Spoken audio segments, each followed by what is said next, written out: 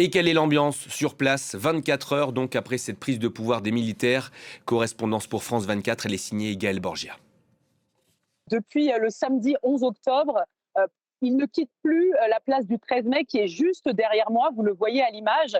Ils sont environ 1000, 2000 à se rassembler sur la place du 13 mai devant une scène. Donc pour l'instant, il y a des concerts et entre les concerts, eh bien, différents syndicats, des enseignants, des étudiants, des représentants des commerçants de rue prennent la parole pour énoncer leurs revendications.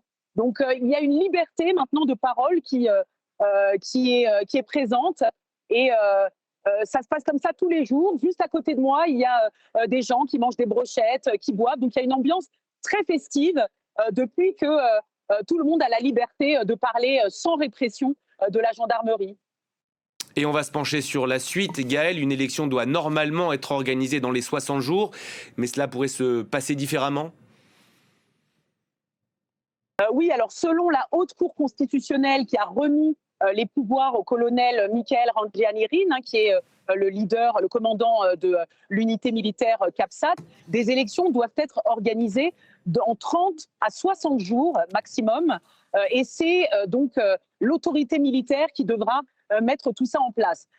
C'est difficile d'imaginer qu'en si peu de temps, les autorités militaires y parviennent. Pour l'instant, ils ont annoncé la mise en place d'un conseil de défense nationale de transition. Ils vont diriger conjointement avec un nouveau gouvernement, donc ils doivent encore nommer un Premier ministre. Ensuite, 18 nouveaux ministres vont arriver et il y aura des concertations, beaucoup de discussions pour que ce nouveau dispositif convienne à tout le monde. Il faut aussi rappeler que les militaires ont annoncé la dissolution de la Commission électorale nationale indépendante, l'organe qui est donc en charge des élections. Ils ont annoncé la dissolution de la Haute Cour constitutionnelle, l'organe qui est en charge de contrôler la constitutionnalité. Donc tout cela était très flou et pour l'instant, il va falloir tout reconstruire et ce ne sera pas pour demain.